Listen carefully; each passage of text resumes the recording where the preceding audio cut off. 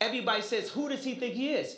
I just told you who I thought I was. A God. You gonna learn today. I just told you. That's who I think You I gonna am. learn today. Nobody pray for me. It been that day for me. Yeah.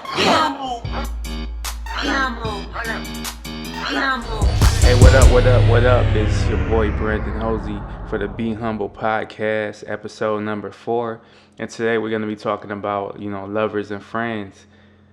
Is it okay to have a friend of the opposite sex if you're in a relationship? And, my thoughts on it and whether or not it can work. Could it work? Who knows? But we're about to find out.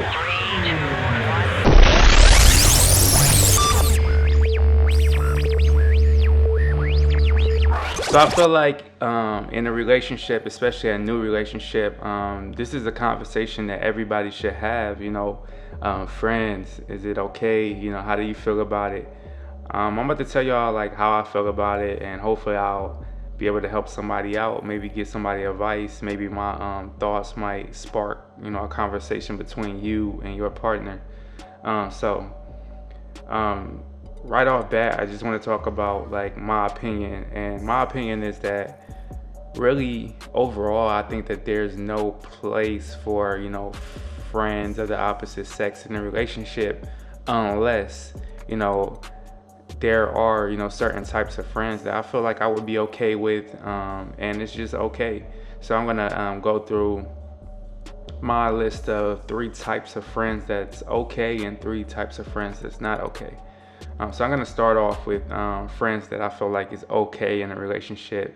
I feel like if that friend, like whether you're a male or female, if that friend is gay and they're the opposite sex, I feel like that's cool, you know what I'm saying? Because that there's no hopefully, that there's nothing, sexual. It's just purely a friendship. That person is there for your partner to talk to, the friendship, that bond, to laugh with, whatever, it's more trusting that way.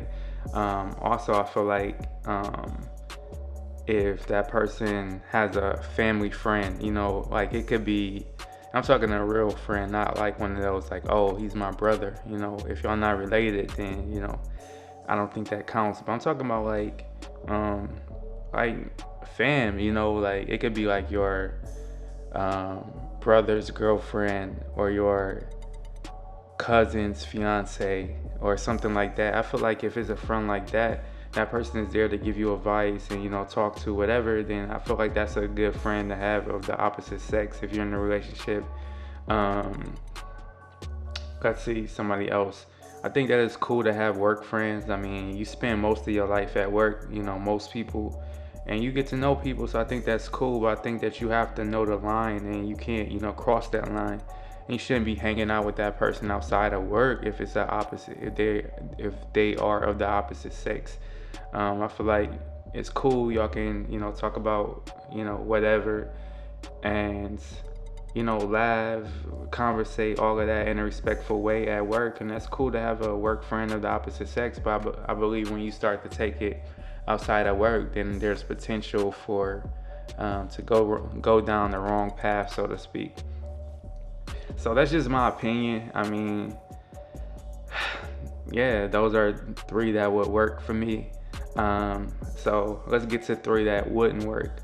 So number 1 is kind of common sense. They're all kind of common sense, but I think like an ex, I don't think you should be friends with your ex if you're in a relationship. It's just too much potential for to cheat, to go down that wrong path if you're in a relationship. I feel like if it's your ex and you two are like best friends or whatever, then like why not try to make it work? Why even waste time trying to talk to somebody else if you're that close and that cool with the ex? It's just my opinion that it's just not a place for it. An ex is an ex for a reason in most cases, and you just gotta move on. It's alright to say like what's up, how you been every now and then, but to talk to them daily or even weekly, I think that it's doing too much. And the next one is kind of the same thing, kind of different, but a baby's mom or baby's dad. I understand that like if you have a baby's mom or baby's dad, that you're connected to that person in the sense that you two have a child together. And it is important to coexist and be good parents and co-parent and all of that. I believe you can do that without, going over those boundaries. You can be cool with them, but I don't feel like you have to talk to them every day. You don't have to have that same type of relationship, that same friendship relationship. You can just have, be a good mom, be a good dad, and communicate with that person in a sense that, it's all about the kid and just taking care of business. It's not about you two. You don't have to talk in the sense of, talking every day, every week, or even taking it there as far as anything personal. I understand that you're going to talk, but I feel like it's always that line. And as long as you don't cross it, I think it's cool. But being, friends or best friends with your baby's mom or baby's dad, I think that's just like a bad idea. And it's like it's a slap in the face or an insult to whoever you're talking to. And last but not least, somebody that you've talked to or dated or been intimate with in the past. Once again, I feel like, the past is the past for a reason. A person is in your past for a reason. So if you're still talking to them, still like real cool with them, it's like, why didn't you just, try to make a relationship work?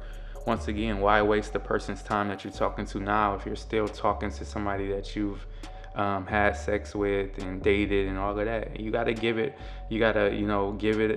up and move on once you get into a relationship. Because once again, I think if you're still talking to other people that you've talked to or been intimate with, then it's just disrespectful to the person that you're with now, and it's more than likely it's potential to cross that line and cheat or whatever. So I just think that's a bad idea, and that's my thoughts. I mean, some people may think different, or they may be able to make it work, but that's how I feel. Going to the next kind of topic or whatever, I just want to say about this whole conversation. It's all about trust and honesty at the end of the day. I feel like if you two trust each other and honest with each other, then you won't have any problems, and it really won't matter who you're friends with. But it's all about trust and honesty, which is hard to come by these days. I mean, I feel like you can always trust yourself. You can always be honest with yourself, but you can never 100% be sure about that other person. About like how upfront and honest they're being with you, which can be tricky. It can make people feel some type of way. It's the reason that people don't trust people, and it's the whole reason for this conversation, to be honest. I feel like no matter what the type of friend in a relationship, I feel like you can make it work if you just honest with each other and you talk about it. Like, imagine that you both agree that you can be friends with whoever you want. Like, I don't care. Imagine if I said, like, you can be friends with your ex, you can be friends with your baby's dad, you can be friends with somebody you had sex with, but I'm just gonna trust that you don't cross that line. You can talk to him, you can see him, whatever. I mean, I can't see myself being that person, but I just feel like if you were to talk about it and you were both to agree and you set your terms and set your boundaries, that you can make it work. And but it all starts with trust and honesty. It starts and ends with trust and honesty. So if you have that, I believe that there will be no issues, and this whole subject, it won't even be a big deal. And honestly, like, looking back at my relationships, it really haven't been a big deal. It's kind of something that I've never really talked about in a relationship, which I guess that's why it's never been a big deal, because it never really came up. If my exes had friends or whatever, I didn't really question it. I really wasn't that guy, and I'm really not that guy. I'm not the jealous type or the what you doing insecure type. That's just not me, and it never have been me. But if you are like that or dealing with somebody like that, then I can see how it will be very difficult to have friends when you're in a relationship, which can make things tough, and it can really test the strength of your relationship. But it all starts and ends with trust and honesty. So that's what I want you guys to get from this podcast. And that's my opinion. This is a short podcast because my thoughts on it are very pretty much concrete. I was actually going back and forth whether I wanted to even do this subject because of my feelings for it. You know, on one hand, I feel like I don't have enough experience to really talk about, you know, friends in a relationship. Then on the other hand, you know, I know how I feel about it, and how I feel about it seems, you know, right. But, you know, just like everybody, I think that everybody think that their opinion is the right opinion, and I'm no different. So maybe it's somebody that feels different. But if you do feel different, I mean, feel free to leave me a comment and let me know how you feel about it. Either way, I feel like you can make it work. Whether you say, whether you agree, you know, to have friends in a relationship, or if you just say like, nah, you know, it's not going down like that. It's all about talking and having that conversation. If you don't have that conversation, then, you know, anything can happen, and you pretty much leaving yourself open for anything to happen.